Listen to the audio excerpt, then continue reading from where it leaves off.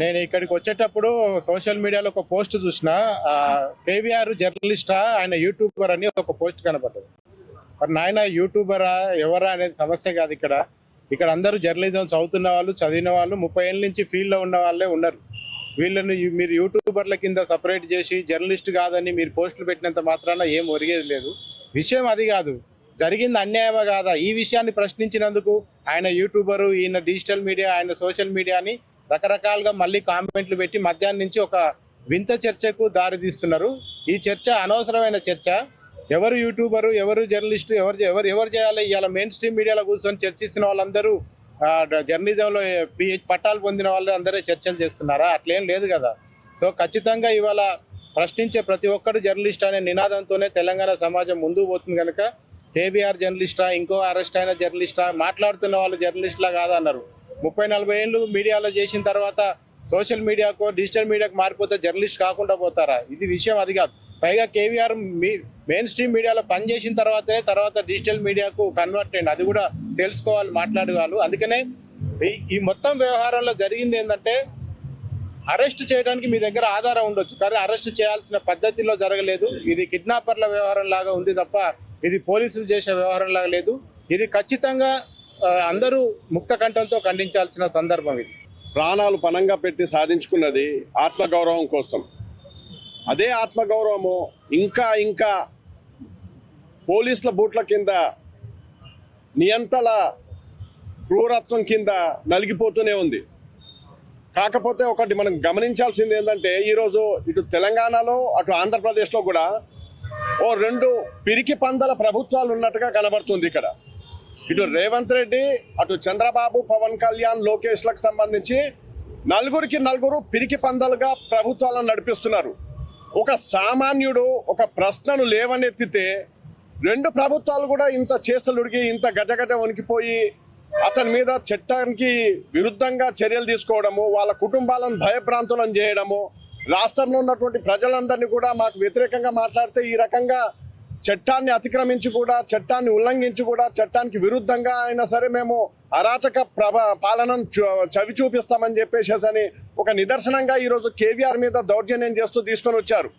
మీకు చేతనైతే, మీకు నిజంగా మీరు ప్రభుత్వాలే అయితే, మీకు వెన్నెముక ఉన్న ప్రభుత్వాలే అయితే, మీరు వెన్నెముక ఉన్నటువంటి నాయకులైతే, మిస్టర్ చంద్రబాబు, మిస్టర్ రేవంత్ రెడ్డి, చంద్రబాబు మీరే స్వయంగా చెప్పారు, అక్కడ రాష్ట్రం లోపల గతంలో మీ రాజకీయ ప్రత్యర్థి అనేక కుంభకోణాలు చేశాడని, అరాచకాలు చేశారని చెప్పేసి వాళ్ళ మీద చర్యలు చేసుకొని చూపించండి.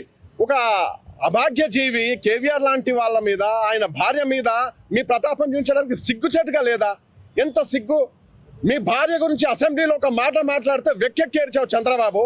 ఈరోజు ఒక ఆడపడుచు ఇంటి మీద దాడి చేసి ఆమె భర్తను భయంకరంగా లాక్కెళ్ళి ఆమెను దారుణంగా అవమానిస్తుంటే సిగ్గుపడి చంద్రబాబు, ముఖ్యమంత్రిగా ఆ పదవిలో ఉండడానికి నీకు అర్హత లేదు.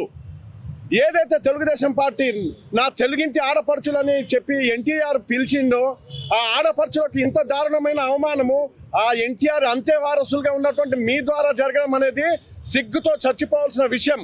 చంద్రబాబు, పవన్ కళ్యాణ్, లోకేష్, పవన్ కళ్యాణ్ నీ ఇంట్లో ఉన్నటువంటి ఆడపిల్లల గురించి, ఆడపడుచుల గురించి మాట్లాడినప్పుడు అంతగానో హైరాణ చెందినవు కదా. ఈరోజు భయభ్రాంతుల్ని గురి చేస్తూ కేవీఆర్ ఫ్యామిలీని, కేవీఆర్ సతీమణిని తీసుకొని వెళ్తే అది ఎంత దారుణంగా ఉంటుంది ఒక్కసారి ఆలోచించారా? మీరు పిరికి పందల ప్రభుత్వము, మీరందరూ కూడా అక్కడ బానిసలుగా బతుకుతున్నారు. కేంద్రంలో ఉన్నటువంటి బీజేపీకి బానిసలుగా బతుకుతున్నారు. ఇక్కడ అధికారం ఇచ్చినటువంటి ప్రజలకు ప్రజాస్వామ్యబద్ధంగా ఒక పాలనను అందించలేని చేతగాని దద్దమ్మల్లాగా ఈరోజు మీ పాలన ఉంటుంది. ప్రజలు ఏదైతే ప్రశ్నిస్తున్నారో, మీ పాలన ఏ రకంగా ఉండాలని చెప్పేసి అడుగుతున్నారో, ఆ విషయం లోపల మీరు ఏమి చేయలేని ఫ్రస్ట్రేషన్ను ఒక సామాన్యుడి మీద చూపిస్తున్నారు. ఇది సిగ్గు చేయటైన విషయం. రేవంత్ రెడ్డి కూడా ఈ విషయం లోపల ఖచ్చితంగా తెలంగాణ ప్రజలకు జరుగుతున్న అవమానాల విషయం లోపల ఈరోజు కేవీఆర్ సతీమణికి జరిగింది అవమానం కేవీఆర్ సతీమణిది కాదు, రేవంత్ రెడ్డికి సంబంధించి ఒక సోదరికి జరిగిన అవమానం ఇది. రేవంత్ రెడ్డి సోదరిని ఆంధ్ర పోలీసులు వచ్చేసేసి అవమానకరంగా, అసభ్యకరంగా అవమానిస్తుంటే ముఖ్యమంత్రి రేవంత్ రెడ్డి సిగ్గుపడు. నీ ప్రజాపాలన అని చెప్పుకుంటున్నావు కదా, సిగ్గుపడు. ఇక్కడ పోలీస్ పాలన నడుస్తుంది. ఇప్పటికైనా మీరు స్పందించాల్సిన అవసరం ఉంది. ఈ విషయం లోపల మానవ హక్కుల కమిషన్ కూడా ఈ విషయాన్ని సుమోటోగా తీసుకునాలి. ఆంధ్ర పోలీసులు ఇష్టారాజ్యంగా, చట్టానికి విరుద్ధంగా తెలంగాణ ప్రజల మీద చేస్తున్నటువంటి ఈ దాడుల విషయం లోపల, జర్నలిస్టుల విషయంపై చేస్తున్నటువంటి దాడుల విషయం లోపల కూడా మానవ హక్కుల కమిషన్ సుమోటోగా చర్యలు తీసుకోవాలి. ఈ విషయంలో జర్నలిస్టులందరూ కూడా ఖచ్చితంగా ఈ పిరికి పందల ప్రభుత్వాలను, ఈ ప్రజాస్వామ్య వ్యతిరేక చర్యలను ఖచ్చితంగా నిలదీస్తూనే ఉంటాం, ప్రతిఘటిస్తూనే ఉంటాం. మమ్మల్ని జైళ్ళల్లో వేసినా సరే, మమ్మల్ని చంపేసినా సరే, ఈ ప్రశ్న మాత్రం ఖచ్చితంగా మిమ్మల్ని వెంటాడుతూనే ఉంటుంది. ఖబర్దార్.